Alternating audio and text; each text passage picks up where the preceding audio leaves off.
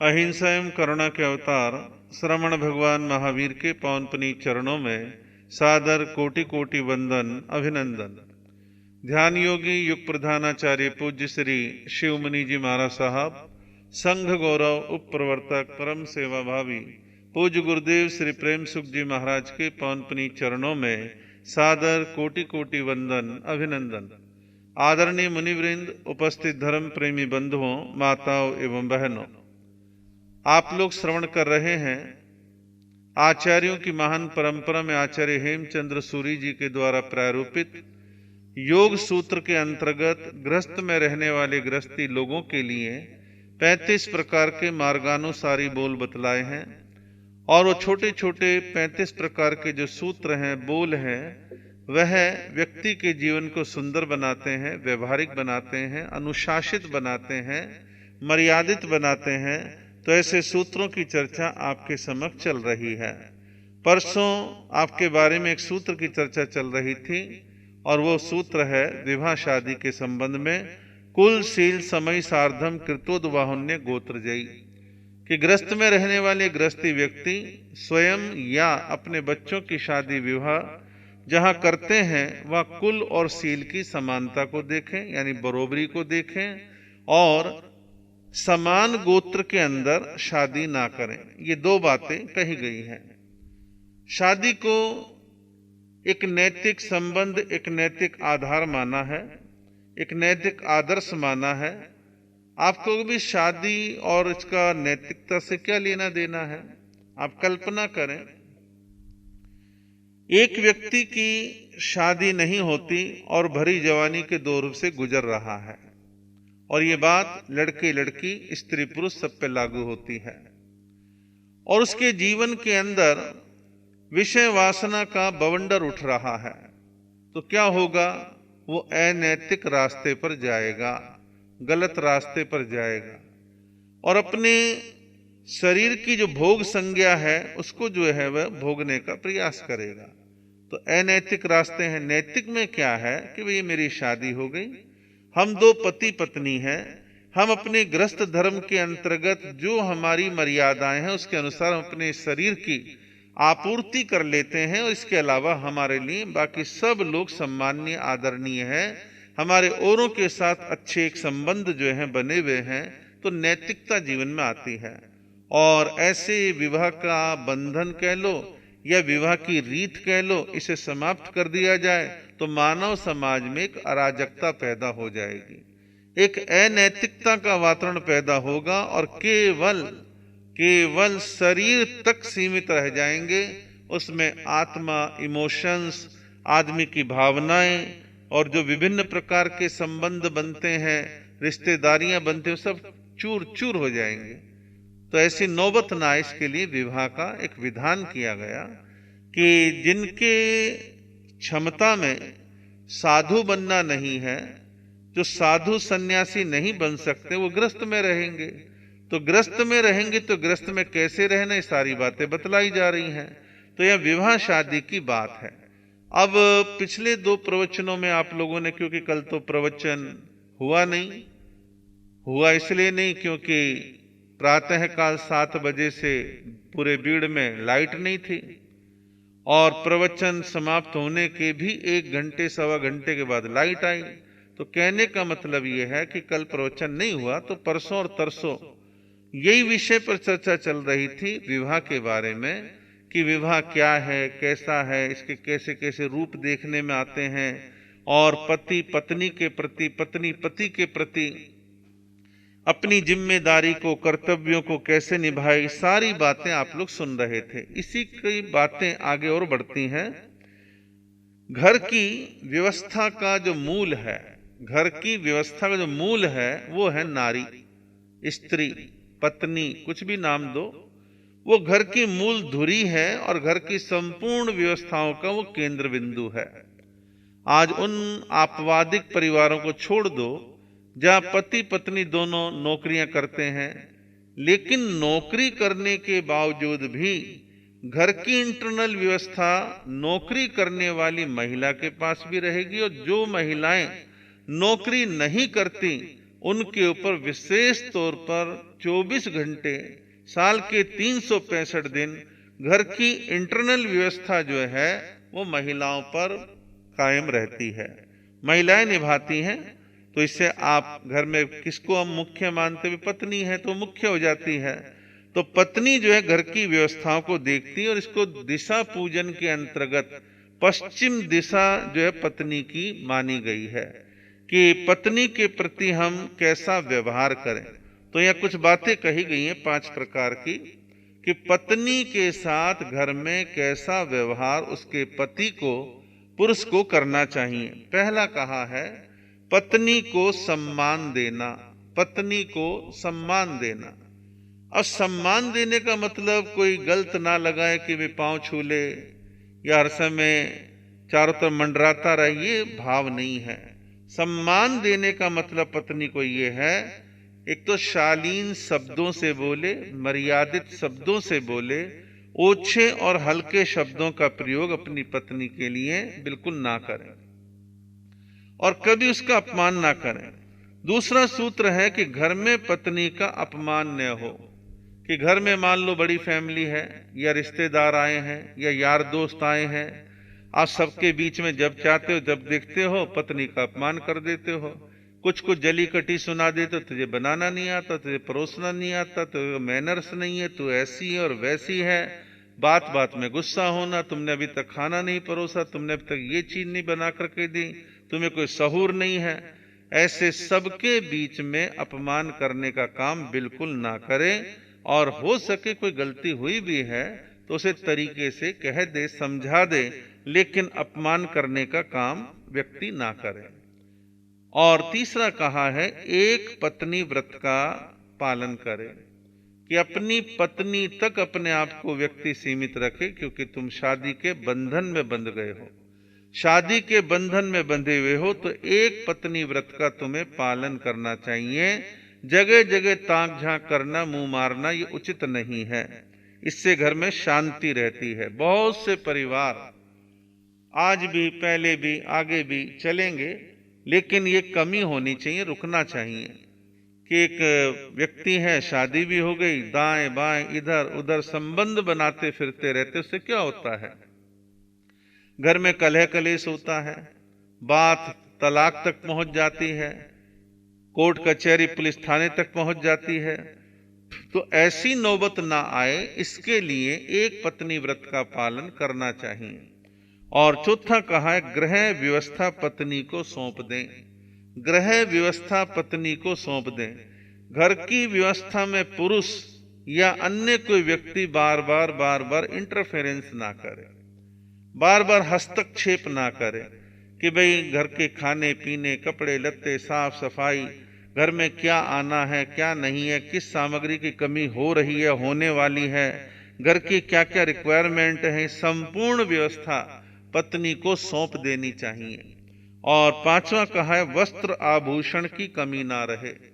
वस्त्र आभूषण की कमी ना रहे का मतलब ये नहीं है कि रोज रोज शॉपिंग को जाना है और नोटों के बंडल उसके पर्स में रख दो, कहते खूब खर्च, ऐसे नहीं। ये है कि ये समय समय पर ये देखते रहें कि भी इनके पास पर्याप्त अच्छे कपड़े हैं या नहीं, ज्वेलरी आभूषण वगैरह की व्यवस्था है या नहीं है। इस प्रकार का ख्याल कौन करे? पुरुष करे। महिला स्वयं अपनी इच्छा से खरीदती रहे तो उसको ताने मिलेंगे। तो ये पुरुष का कर्तव्य है कि समय समय पर उसको वस्त्र आभूषण आदि की कमी ना रहे, इसका ध्यान रखे। ये भी ठीक है कि वे बार बार चीजें खरीदना, अनावश्यक खरीदना, शौकिया खरीदना, इस पर थोड़ा सा कंट्रोल करना चाहिए।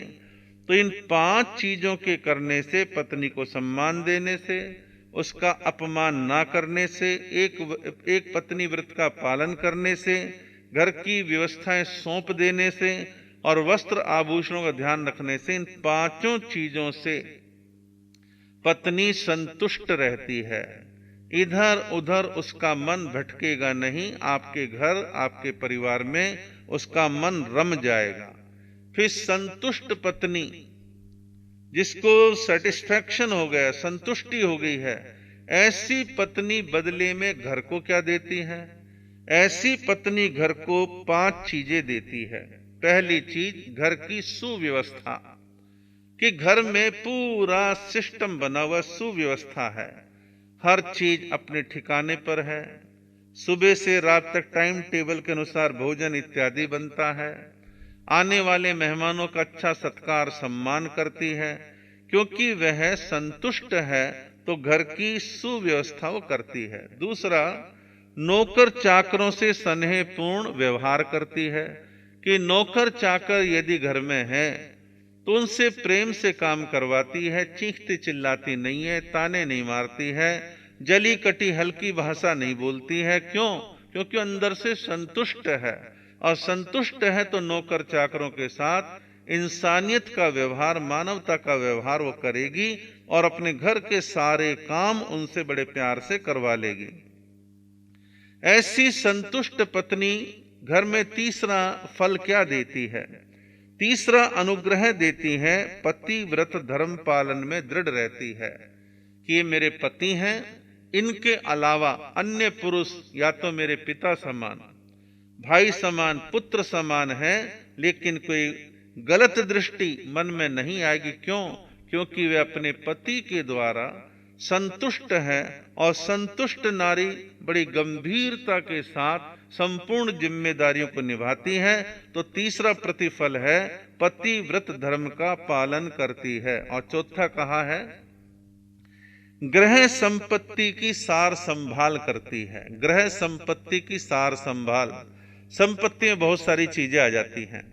पैसा बचाना, पैसा व्यर्थ ना खर्च करना, घर की कीमती चीजों को सार संभाल करके रखना, किचन में कच्ची सामग्री जितनी भी है उसे बर्बाद ना करना, कच्ची सामग्री को पूरी सार संभाल साफ सफाई के साथ रखना। घर में कपड़े चूहों के द्वारा काटे तो नहीं जा रहे हैं, कपड़ों की सार संभाल करना। तो घर की संपूर्ण संपत्ति की वो सार संभाल करती है। और फिर कहा है पांचवा, गृह कार्य का अच्छे से संचालन करती है।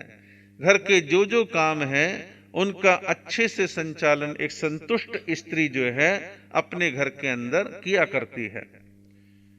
आगे फिर जो मैंने सूत्र में आपको बतलाया था, अन्य गोत्रजा। अन्य गोत्रजा का मतलब है अन्य गोत्र में शादी करना। आप यदि गोत्रों के बारे में जानते हैं, क्योंकि आप गृहस्थी हैं, सब अच्छे से जानते हैं, हमारे जैनों में बहुत सारे गोत्र हैं। अग्रवाल लोगों के अंदर उनके 17.5 गोत्र चलते हैं। ब्राह्मणों के अंदर दुनिया भर के गोत्र हैं, राजपूतों में दुनिया भर के गोत्र हैं, और जो पिछड़े लोग हैं उनके अंदर भी जो है अनेक प्रकार के गोत्र हैं। सब अपने अपने गोत्रों को देखभाल करके शादी विवाह करते हैं। और यहां ये कहा गया समान गोत्र में शादी ना करें, अन्य गोत्र में शादी करे। आप कहोगे भी इससे क्या फर्क पड़ जाता है? ऐसा मानते हैं कि एक गोत्र जो है किसी एक पूर्वज की वंश परंपरा से चलता है। कोई एक गोत्र उसके ही पूर्वजों की किसी एक वंश परंपरा से चलता है, तो सब आपस में क्या कहते हैं कि हम तो गोती भाई हैं, हमारा और आपका समान गोत्र है, आप हमारे भाई हैं।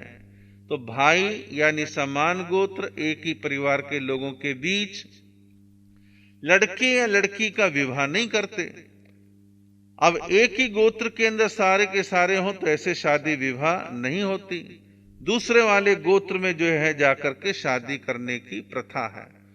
कुछ लोग देखते हैं कि भाई लड़की भी सुंदर है, एजुकेशन भी अच्छी है, धन दौलत भी अच्छा मिल जाएगा, लेकिन गोत्र तो समान है, अब कैसे करें, कैसे रास्ता निकालें, ये रिश्ता छूटना नहीं चाहिए। तो बहुत सारे लोग थोड़ा सा अपने गोत्र बदल करके शादी कर लेते हैं। आपका गोत्र कैसे बदलते हैं? तो इसमें मामा का पता नहीं किस किस रिश्तेदारी के गोत्र के साथ जो है शादी करने के शॉर्टकट रास्ते, पतली गली निकाल लेते हैं, लेकिन यथासंभव बचना चाहिए। आप कहोगे कि ये तो रूढ़ी परंपरा है, इसका कोई औचित्य नहीं है। मैं आपको इसका मेडिकल साइंस की एक बात बतलाता हूं।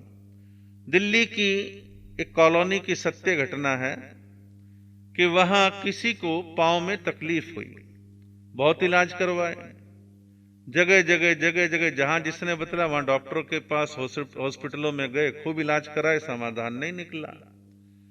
तो ऑल इंडिया मेडिकल में गए, तो ऑल इंडिया मेडिकल में डॉक्टरों ने जांच परख करी, सबको देखा भाला, तो लास्ट में उन्होंने एक बात कही कि ऐसा लगता है कि तुम्हारी शादी जो है समान गोत्र में हुई है, तुम्हारी शादी जो है समान गोत्र में हुई है, उसकी एक विकृति का परिणाम है कि जिसकी वजह से तुम्हारे को पांव में तकलीफ हुई है। तो बड़ा आश्चर्य सा हुआ इस बात को। फिर मैंने कई बार कहीं और जगह भी देखा, भाला, जांचा, समझा, तो ये बात समझ में आती है कि समान गोत्र में शादी करना मेडिकल दृष्टि से भी नुकसानदायक है। तो इसलिए कहा गया कि समान गोत्र में जो है शादी नहीं करनी चाहिए, और शादी कब करनी चाहिए इसका विवेक भी रखना चाहिए। शादी कब करनी है इसकी ये जानकारी कॉमन सी बात है, सिंपल सी बात है। हमारे यहाँ शास्त्रों में कुछ बातें आती हैं कि शादी कब करनी चाहिए। तो 3 बातें कही हैं शादी के बारे में। उन्मुख बाल भावे, उन्मुख बाल भावे, इसका मतलब ये है जब लड़का लड़की बाल भाव से उन्मुक्त हो जाए, फ्री हो जाए, उस रेंज से बाहर निकल जाए कि अब हम नहीं कह सकते बच्चे रह गए, हम कहते हैं हाँ भाई अब ये जवान हो गए, समझदार हो गए, अपने अच्छे बुरे को समझने लग गए हैं, हित अहित को समझने लग गए हैं। तो इसको कहते हैं उन्मुख बाल भावे, कि बाल भाव से मुक्त हो गए तब शादी करना। इस देश में और दुनिया में बाल विवाह एक सामाजिक कुरीति मानी गई है कि बच्चों की बचपन में, छोटेपन में, नादान पने में शादी कर देना, इसको जो है गलत माना गया। अब पुराने लोगों ने ना जाने क्या सोचा, क्या मन में असुरक्षा का भाव था, या क्या उनको बंधन का एहसास कराना था, छोटी उम्र में शादियां करने लग गए। हम 1993 में 93 में पहली बार दिल्ली से राजस्थान आए, राजस्थान से मध्य प्रदेश इंदौर जाना था। तो राजस्थान के इंटीरियर के गांव देहातों की तरफ से विहार चल रहा था, और एक गांव हमें ऐसा मिला जहां एक भी जैन परिवार नहीं था, और रुकने के लिए एक मंदिर का प्रांगण था, कुछ कवर्ड एरिया था, सामने अच्छे अच्छे गहरे पेड़ थे, चबूतरे बने हुए थे। तो दोपहर बाद क्या देखा कि गांव के छोटे छोटे बच्चे पेड़ों की छाया तले खेल रहे हैं और मस्ती कर रहे हैं। कुछ बच्चे हमारे पास जिज्ञासावश आके बैठ गए, तो जिज्ञासावश बैठे, बातचीतें चलने लगी। तो बच्चे हैं, मजाक भी करते हैं, आपस में उनकी मजाक चल रही थी, लेकिन वो मजाक हमें सुनाना चाहते थे। बोले महाराज एक बात बोले, इसकी शादी हो गई।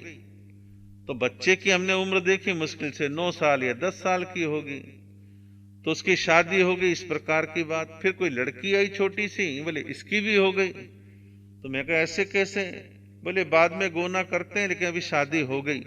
उन बच्चों को शादी क्या है, शादी की जिम्मेदारी क्या है, इसका कोई एहसास नहीं। बस बालपन है, और बालपन में शादी हो गई।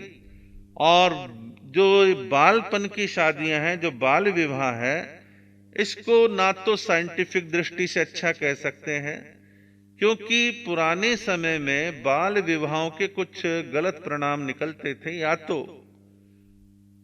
बच्चे होने के दौरान बच्चे मरते थे, या वो स्वयं लेडीज मरती थी। कारण क्या है? शरीर इतना परिपक्व जो है नहीं होता था, और इस प्रकार की दुर्घटनाएं बहुसंख्या के अंदर देखने में आती थी। और कई बार जीवन के आगे चलने के बाद लड़के लड़की को लगता था कि मैं फंस गया, कहां मेरा बंधन बांध दिया। लड़की भी सोच सकती थी, लड़का भी सोच सकता था। ठीक है, फिर बंध गए तो उसको जैसे तैसे करके घसीटने वाली बात थी, उसे निभाना होता था। लेकिन आज एजुकेशन की वजह से, गवर्नमेंट के नियमों की वजह से, सन 70 के बाद टेलीविजन की वजह से लोगों में एक चेतना जगी है कि नहीं, बच्चे बच्चियों की शादी सही समय पर करनी है, जब बाल भाव से मुक्त हो जाए, अपनी जिम्मेदारी स्वयं उठाने लगे, 4 पैसे कमाने लगे, लड़का लड़की दोनों समझदार हो जाएं, मैच्योर हो जाएं, तब जो है शादी करनी चाहिए। तो बाल विवाह की प्रथा काफी हद तक कम हो गई है। फिर दूसरा कहा गया है नवंग सुत पड़ी बोहिए। नवंग सुत पड़ी बोहिए का मतलब है शरीर के प्रमुख 9 अंग ये जागृत हो जाएं, जवान हो जाएं, स्वस्थ हो जाएं, इनमें एक उचित ताकत आ जाए, तब शादी करनी। बच्चे हैं, मालूम है नहीं, उस समय शादी कर रहे हो तो कहीं ना कहीं नुकसान उठाना पड़ता है। तीसरा कहा अलम भोग समर्थय। अलम भोग समर्थय का मतलब है कि वे संसार दृष्टि से भोगों को भोगने में समर्थ हो जाएं। समर्थ कब होंगे? जब 18 साल से ऊपर की उम्र हो जाएगी। और आज की भाषा में कहूं तो लड़की 18 साल से ऊपर हो और लड़का 21 साल से ऊपर हो। ये वैज्ञानिक भी है और गवर्नमेंट के हिसाब से भी ठीक है, बर्थ कंट्रोल के हिसाब से भी ठीक है, कई कारणों से ठीक है। तो इस प्रकार ये सब बातें जो हैं आगमों में, शास्त्रों में विभिन्न प्रसंगों पर जो हैं कही गई हैं। और बेमेल विवाह के बारे में मैंने परसों तरसों भी चर्चा करी थी कि बेमेल विवाह भी जो है नहीं होना चाहिए। लड़के लड़की के बीच में 2, 2.5, 3 साल का गैप है, समझ में आता है, लेकिन वो गैप 10 साल, 15 साल, 20 साल का हो तो सरासर अन्याय है। हालांकि ऐसी घटनाएं आज वर्तमान में लगभग समाप्त हो गई हैं, फिर भी यदा कदा ऐसी घटनाएं आज भी वर्तमान में देखने में आ जाती हैं। सलमान रुश्दी ने शादी करी तो मीडिया में चर्चा में आए। अभी आजकल चर्चा में है अनूप जलोटा। अनूप जलोटा ने एक अच्छी खासी उम्र आने के बाद अब शादी करी है, यानी पहले तलाक हुआ, मरी, क्या हुआ पता नहीं, लेकिन अभी फिर एक शादी चर्चा में, लड़की की उम्र यंग है। तो ये सेलिब्रिटी लोग ऐसे हरकतें कई बार करते हैं, बहुत इलिटरेट्स लोग भी करते हैं, अनपढ़ लोग भी करते हैं। आदिवासी क्षेत्रों में घटनाएं घट जाती हैं, कहीं दूर इलाकों में ऐसी घटनाएं घटती हैं। तो ये बेमेल विवाह जो है नहीं होने चाहिए। और हमारे हिंदी साहित्य जगत के अंदर मुंशी प्रेमचंद ने अपनी कहानियों और उपन्यासों के माध्यम से ऐसी कुरीतियों के ऊपर बड़ी चोट मारी थी अपने जमाने में, और चोट मारी, चर्चाओं में बातें आई और धीरे धीरे सुधार भी हुआ है। और विवाह करने के 3 प्रकार माने गए हैं कि विवाह जो है 3 प्रकार से होते हैं। पहला विवाह बतलाया माता पिता के द्वारा आयोजित। माता पिता के द्वारा आयोजित ये विवाह सबसे ज्यादा होता है कि बच्चा, लड़का लड़की जवान हो गए हैं, शादी लायक हो गए हैं, अब शादी करनी है तो माता पिता को स्वयं चिंता होती है और वो आसपास में रिश्तेदारों में 4 जगह चर्चा करते हैं, भाई कोई रिश्ता हो बताना। रिश्ते आने शुरू होते हैं, लड़के वाले लड़की वालों को, लड़की वाले लड़के वालों को देखते हैं, जांचते हैं, परखते हैं, जानकारियां कलेक्ट करते हैं और कई चीजें, जन्म पत्री वगैरह मिलाते हैं। तो ये माता पिता की इसमें अहम भूमिका होती है, घर के बड़ों की भूमिका होती है। और घर के बड़े जो हैं दोनों पक्षों के, लड़के लड़की वालों के, मीटिंग करते हैं, बैठते हैं, चर्चा करते हैं और कुछ अपने अपने तरीके से छानबीन करते हैं, आमने सामने मिलकर के मालूमात लेते हैं, जानकारियां लेते हैं, तब जाकर के वो विवाह होता है। ऐसे विवाहों में टिकाऊपन का परसेंटेज ज्यादा है। ऐसे विवाहों में टिकाऊपन का परसेंटेज ज्यादा है और ऐसे विवाह आम मानव समाज के अंदर स्वीकृत भी हैं और सम्मानित भी हैं कि वे ठीक है, माता पिता ने बहुत अनुभवी हैं, उन्होंने जिंदगी और जमाना देखा है, वो हमारे हित के खिलाफ नहीं जाएंगे, देखभाल करके शादी करेंगे।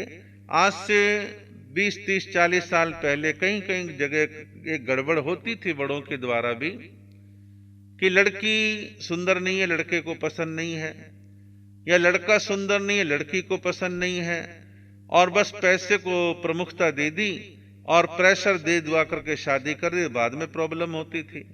तो इसलिए माता पिता के द्वारा जो आयोजित विवाह है, इसको आज भी, कितना ही मॉडर्न जमाना हो गया है, लेकिन आज भी इसी शादी को प्रमुखता दी जाती है। इसमें एक नई बात और जुड़ गई कि समय को देखते माता पिता ने अपने अपने बेटे बेटियों से जिद करनी बंद कर दी। यहां करनी ही पड़ेगी, मेरी इज्जत का सवाल है। अब माता पिता कहते हैं हमारी इज्जत का कोई सवाल नहीं है भैया, तुम्हें जिंदगी निभानी है, हमने ऊपरी छानबीन कर ली है, तुम दोनों की मीटिंग करा देते हैं, 15 मिनट, आधा घंटा, 1 घंटा तुम सेपरेट बैठ जाओ, एक दूसरे का इंटरव्यू ले लो, जान लो, समझ लो। फिर आजकल एक काम और होने लग गया है कि रिश्ता करने के बाद 2, 4, 6 महीने शादी को रोकते हैं। अब रोकने के पीछे एक समझ मानता हूं मैं तो, हालांकि अपनी अपनी सोच है, कि वो शादी जो 4-6 महीने रोकते हैं और दोनों के पास मोबाइल सेट है, मोबाइल पर दोनों लिंक हैं और समय समय पर उनकी बातचीत, चर्चा वार्ता होती रहती है। वो चर्चा वार्ता में कितना ही छुपा लो, लड़के की मनोवृत्ति लड़की को, लड़की की मनोवृत्ति लड़के को समझ में आ जाती है कि इसका तरीका क्या है, एटीट्यूड कैसा है, घमंड कैसा है, क्रोध कितनी जल्दी में आता है, छोटी सोच है, विशाल सोच है, कैसा है, क्या है, चीजें समझ में आती हैं। और मैं भी इस पक्ष को अच्छा मानता हूं कि शादी के बंधन में बंधने से पहले जो भी विस्फोट होना पहले हो जाए। 7 फेरे खाने के बाद विस्फोट तो घातक है। एक दूसरे को समझ लो, समझ करके फिर तुम विवाह के बंधन में बंधो, वो ज्यादा अच्छा। 4-6 महीने कम नहीं होते एक दूसरे को समझने में। एक चौमासे में हम ही समाज के हालात को समझ जाते हैं, 4 महीने कम नहीं होते। बहुत सारी चीजें समझ में आ जाती है। इंसान की साइकोलॉजी को समझने में थोड़ा समय तो लगता है, लेकिन इतना भी नहीं कि कई साल लगते हैं। इसलिए आज के जमाने में शादी विवाह का स्वरूप अपने तरीके से मोल्ड हो रहा है और ये युग के अनुरूप सही भी है। शादी का दूसरा प्रकार कहा गया है कन्या की इच्छा से स्वयंवर। कन्या की इच्छा से स्वयंवर। पुराने जमाने में राजा महाराजा अपनी बेटी को इतने एक फ्रीडम देते थे कि देख तेरा विवाह करना है, 10 देशों के 10 राजकुमार बुलाए गए हैं, तो सबको देखना भालना, उनकी मोटी मोटी जानकारियां पहले बतला दी, किस नगरी का है, कितने बड़े राजा का बेटा है, राजकुमार, क्या इसकी उम्र है, कितने युद्धों में गया है, और उसकी सुंदरता वगैरह हाथों हाथ देख करके जिसके गले में माला डाल दी, तो ये लड़की का स्वयंवर कहलाता था।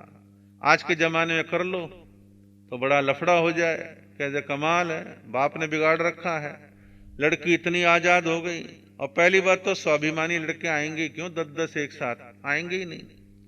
और ऐसी चीजें ठीक है उस जमाने में चल गई सो चल गई, लेकिन आज ये चीजें फिट रहने वाली नहीं है। तीसरे प्रकार का विवाह कहा गया कन्या और वर के प्रेम संबंध से जो शादी हो उसे गंधर्व विवाह कहते हैं, और जिसे हम कहते हैं आज की भाषा में लव मैरिज। लव मैरिज, गंधर्व विवाह, लड़के लड़की की स्वयं की आपस की सूझबूझ समझ के द्वारा जो प्रेम संबंध बनते हैं, ये गंधर्व विवाह या लव मैरिज है।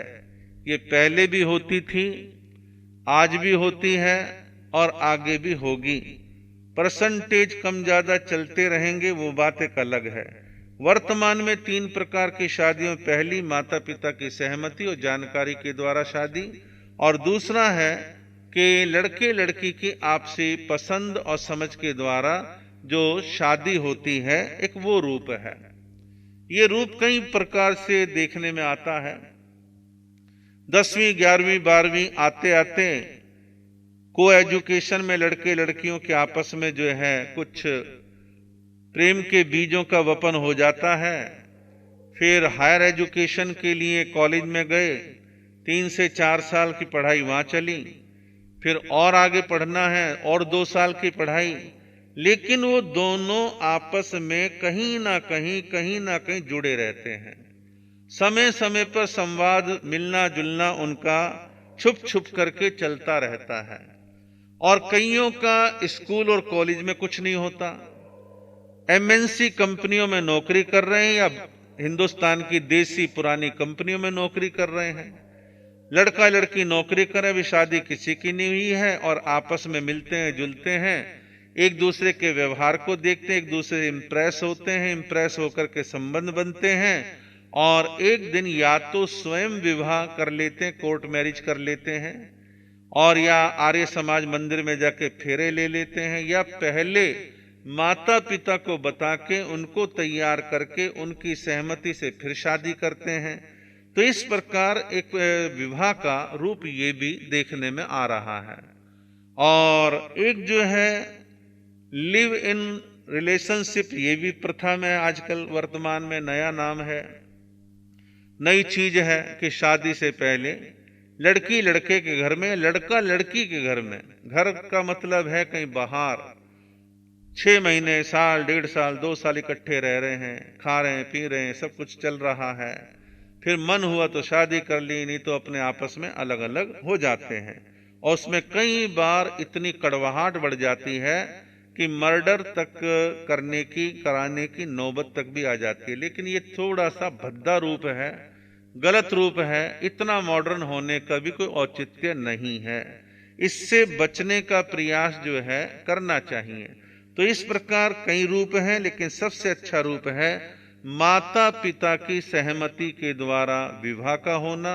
और ये जो आपस में लड़के लड़कियों की पसंदगी की बात है, इसने हर वर्ग के ऊपर असर डाला है, और इसमें सभी जाति, सभी धर्म के लोग जो हैं इसमें समावेशित हैं, और सभी जो है इस विवाह बंधन को स्वीकार कर रहे हैं।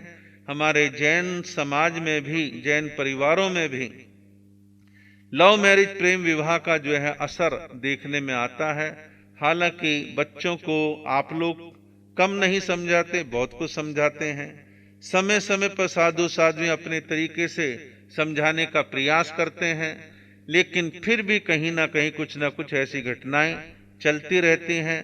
कभी हमारे किसी जैन समाज की किसी एजेंसी ने या किसी खास संस्था ने इन प्रेम विवाहों का कोई सर्वे तो किया नहीं, इनका किसी का डाटा तो है नहीं, लेकिन देखने में बहुत कुछ आता है। तो इसमें कई बार अच्छे और बुरे दोनों प्रकार के परिणाम देखने में आते हैं, और कोशिश पहली यही करनी चाहिए कि माता पिता के द्वारा जो विवाह किया जाए वो सर्वश्रेष्ठ होता है, और इसका एक फायदा और होता है, कर्म योग से शादी के बाद लड़का अच्छा नहीं निकला, शराबी है, कबाबी है, दुराचारी है और कमाता नहीं, निकम्मापन है, तो जब तलाक की नौबत आएगी या आप संकट में ज्यादा हो तो पीहर के रास्ते, माता पिता के द्वार आपके लिए खुले रहेंगे। लेकिन आपने माँ बाप से अलग जाकर के प्रेम विवाह किया है तो शायद कई बार मोह के मारे माँ तो स्वीकार कर लेगी, पिता या भाई वो स्वीकार नहीं करेंगे, और वो स्वीकार नहीं करेंगे तो आपके लिए डबल मरना है। पहले मन मर्जी से वहां गए कंस के पास और उसने पीड़ित किया, अब आप लौट के आना चाहते हो तो यहाँ पर आपके लिए पूरा प्रेम, सम्मान, आदर अब घर में नहीं बचा है। ऐसी लड़कियां झूर झूर करके मरती हैं, पीड़ित होकर मरती हैं। एक लड़की ऐसे ही एक प्रांत के अंदर, प्रांत का भी नाम नहीं लूंगा, लोग अंदाज लगा लेते हैं, प्रांत के अंदर ऐसे ही लव मैरिज करके वापसी आई। घर वालों ने वो प्रेम और स्नेह नहीं दिया, बस अलग निगाह से देखने लग गए। कर ली थी अपने मन की, मन मर्जी से शादी करी थी, अब आ गई घर पर, छाती पर बैठ गई। वो ताने सुन सुन के एक दिन लड़की ने सुसाइड कर लिया। तो कहने का अभिप्राय ये है, सबकी स्थितियां अलग अलग हैं और सबको अपने विवेकपूर्ण तरीके से इस रास्ते को चुनना चाहिए। आपने 3 प्रवचनों के माध्यम से इस विवाह की प्रथा के बारे में सुना है, जिसे आचार्य हेमचंद्र सूरी ने कहा है कि शादी कहाँ करो जहाँ कुल सील समान हो, अच्छी जांच परख हो, और अन्य गोत्र वाले में शादी करो। और ये आज शादी करना आसान काम नहीं है, वर्तमान में बड़ी चुनौतियां हैं और रिश्ते करने आसान खेल नहीं रह गए हैं। इसके लिए बहुत सारी हमारी जैन संस्थाएं आज सैकड़ों लड़के लड़कियों को जिनकी उम्र निकल रही है, 35 साल के हो रहे हैं, उनके बायोडाटा इकट्ठे करते हैं और लोग सर्च करते हैं, ढूंढते हैं, फिर भी कई बार सफलता नहीं मिलती। इन चीजों को ठीक करने पर ध्यान देना चाहिए। आगे के सूत्रों के बारे में आगे चर्चा चलेगी। आप